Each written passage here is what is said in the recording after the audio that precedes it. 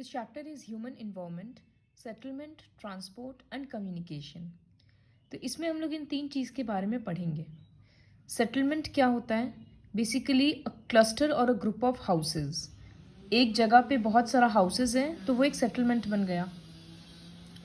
Settlement is the primary residence of human society. पहले तो लोग हंटर गैदर मतलब फूड गैदर करके एक जगह से दूसरी जगह पे मूव करते रहते थे. कोई परमानेंट सेटलमेंट नहीं था तो उनका नोमैडिक लाइफ हुआ करता था. वो लोग अपना नीड्स के लिए कम्प्लीटली इन्वायरमेंट पे डिपेंड करते थे, इसलिए उनका सेटलमेंट्स टेम्पररी था. आज कहीं पर पूरा जगह टेंट लगा हुआ है, 4 दिन के बाद बदल गया वो जगह. लेकिन स्टोन एज के बाद ह्यूमन बींग्स एग्रीकल्चर सीखे, फार्मिंग सीखे, तो ग्रेजुअली सेटल्ड लाइफ का कंसेप्ट उनके दिमाग में आने लगा. वो लोग अपना शेल्टर्स बनाने लग गए आस पास सब लोग, ताकि वो लोग प्रॉब्लम में एक दूसरे का हेल्प कर पाएँ.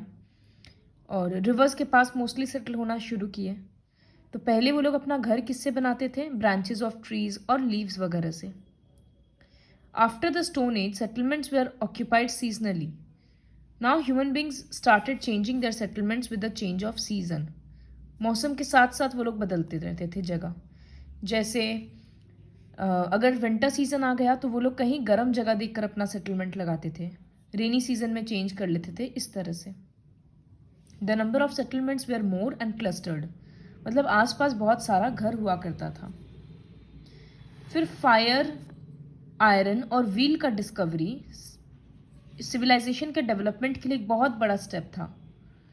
टूल्स ज़्यादा सोफिस्टिकेटेड हो गया तो फार्मर्स को कल्टीवेशन में ईजी हुआ, तो वो लोग ज़्यादा एग्रीकल्चर करने लग गए, फार्मिंग का नया नया तरीका सीखे. अब जब फार्मिंग इतना ज़्यादा हो गया तो क्रॉप्स का तो लगातार ध्यान रखना पड़ेगा, जिसके कारण वो लोग आसपास ही सेटल होने लगे. So hence building of permanent settlements, domestication of animals, use of clothes made of fiber became a part of human life.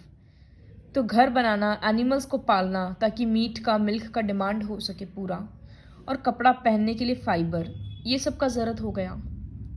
जैसे जैसे साइंस और टेक्नोलॉजी बढ़ते गया, human beings have been able to modify their natural environment as per their needs. जितना ज़्यादा science and technology develop कर रहा है, हम लोग अपने आसपास के इन्वायरमेंट को उतना ही ज़्यादा अपने कंफर्ट के अकॉर्डिंग चेंज कर रहे हैं. अभी का सेटलमेंट हम लोगों को ठंड से बचाता है, गर्मी से बचाता है, प्रिवेसी देता है, वाइल्ड एनिमल से प्रोटेक्ट करता है, किसी भी तरह के टेरेन में हम लोग बना सकते हैं. तो जैसे जैसे agricultural activities, domestication of animals, mining, industrialisation, इस तरह का एक्टिविटीज़ इंक्रीज हो रहा है, नेचुरल इन्वायरमेंट उतना ज़्यादा इफेक्ट हो रहा है. टाउन्स एंड सिटीज़ वगैरह सब कुछ इतना ज़्यादा बढ़ रहा है कि ग्रीन बेल्ट एरिया मतलब फॉरेस्ट एरिया कम हो जा रहा है. Pollution as well as the defective methods of plowing have resulted in ecological balance, which is a matter of great concern to all of us. हम सबके लिए ये सोचने वाला बहुत बड़ा बात है. तो परमानेंट सेटलमेंट्स के लिए क्या क्या फैक्टर्स इंपॉर्टेंट होता है? बहुत कॉमन सा बात है कि अगर कोई अपना घर बना रहा है तो वो क्या देख कर बनाएगा? अवेबिलिटी ऑफ वाटर सबसे इम्पॉर्टेंट क्राइटेरिया था, है आई मीन. तो पहले के लोग इसी वजह से रिवर के आसपास सेटल होते थे, इसीलिए सारा सिविलाइजेशन रिवर्स के नाम पर है. जैसे इंडस वैली सिविलाइजेशन कि इंडस रिवर के पास है, ताकि पानी का डिमांड मीट हो सके. पॉन्ड, ओएसिस, वेल, ये सब वाटर का सोर्सेज है. तो जो सेटलमेंट पानी के आसपास ग्रो करता है उसको बोला जाता है वेट पॉइंट सेटलमेंट्स.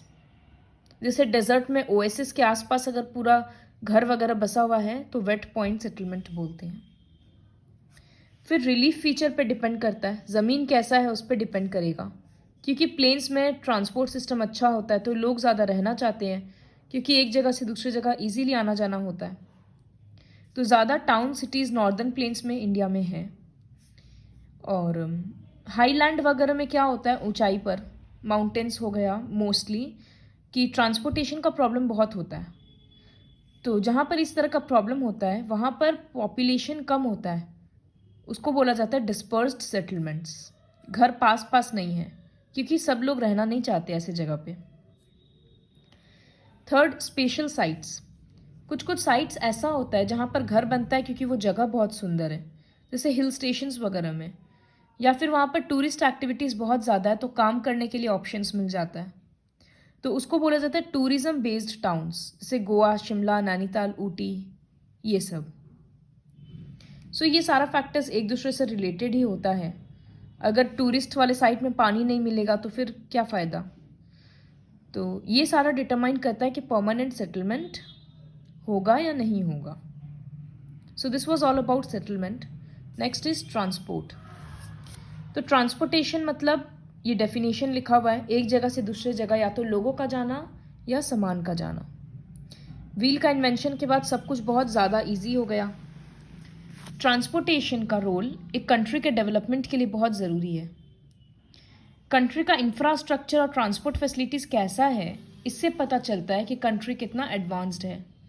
इसीलिए हम लोग देखते हैं कि फॉरेन कंट्रीज़ वगैरह में कितना अच्छा रोड है, कितना सारा मतलब फास्ट मूविंग कार्स है, मेट्रोज है, सब कुछ है। तो जितना ज़्यादा ट्रांसपोर्ट और इंफ्रास्ट्रक्चर डेवलप्ड होगा वो टाउन उतना ज़्यादा इकोनॉमिकली ग्रो करेगा, क्योंकि मार्केट से सब कुछ इजीली कनेक्ट, मार्केट एक दूसरे से कनेक्टेड रहेगा, फैक्ट्री से मार्केट कनेक्टेड रहेगा। तो इसी वजह से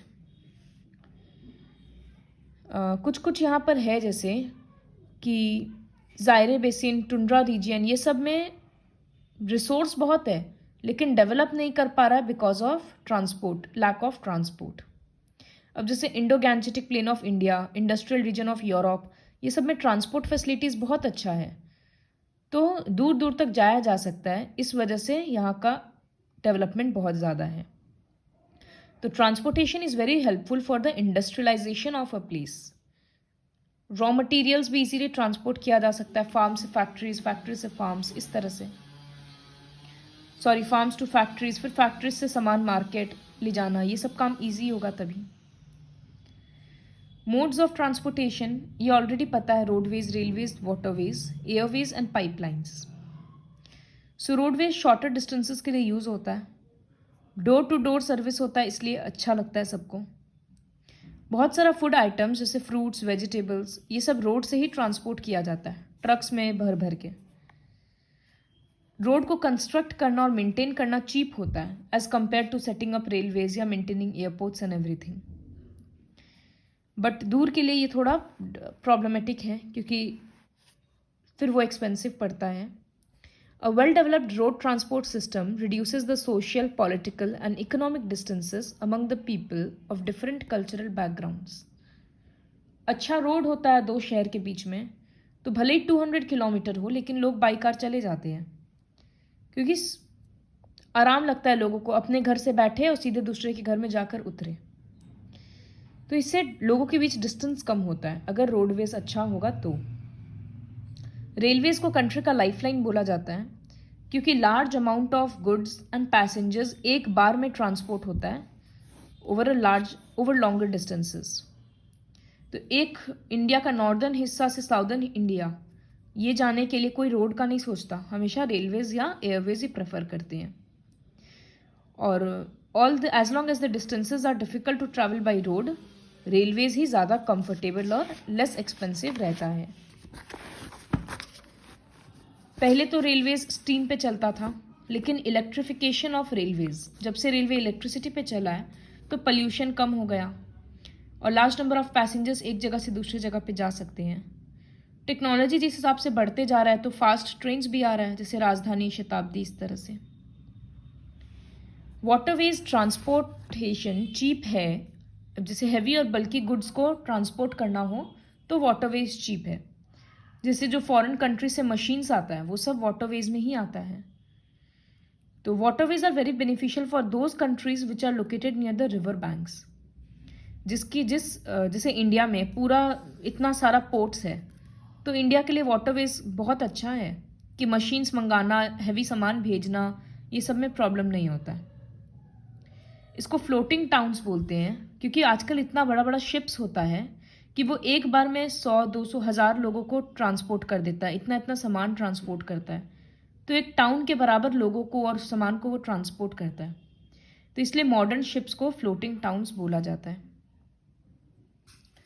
Airways fastest and latest technology है, लेकिन थोड़ा एक्सपेंसिव है, बट बहुत टाइम सेव करता है। और दूसरा फ़ायदा ये भी है कि जिस टेरेन में, जिस जगह पे रेलवे ट्रैक्स नहीं लगाया जा सकता या रोड नहीं बनाया जा सकता, वहाँ एयरवेज पहुँच सकता है, फ्लाइट पहुँच सकता है। तो ये उसका फ़ायदा है। पाइपलाइंस सामान ट्रांसपोर्ट करने के लिए बहुत अच्छा है, क्योंकि डिले नहीं होता है पहुंचने में सामान, ट्रैफिक वगैरह का प्रॉब्लम नहीं, फिर एक्सपेंसिव नहीं होता बिल्कुल भी, क्योंकि फ्यूल नहीं लगता खर्चा एक्स्ट्रा। तो गैशियस मटेरियल्स और लिक्विड मटेरियल्स को ट्रांसपोर्ट किया जा सकता है। एग्जाम्पल दिया हुआ है, वो खुद से पढ़ लेना।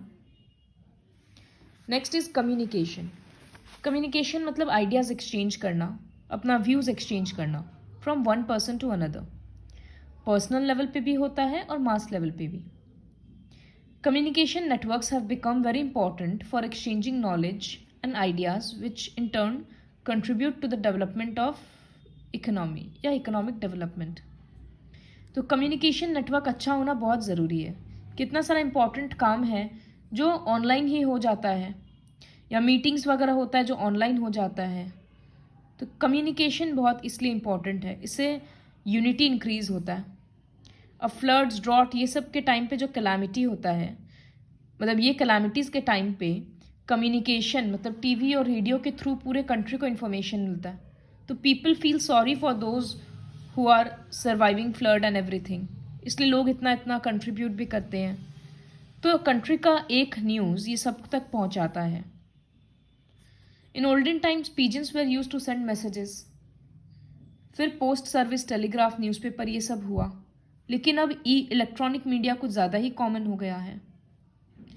सो email, internet, CDs, pens, laptop, palm top, pen drive, ये सब चीज़ सब यूज़ करने लगे हैं, और घर बैठे ही हम लोगों को कहीं का भी इंफॉर्मेशन मिल जाता है। So this is all about communication, transport and settlement.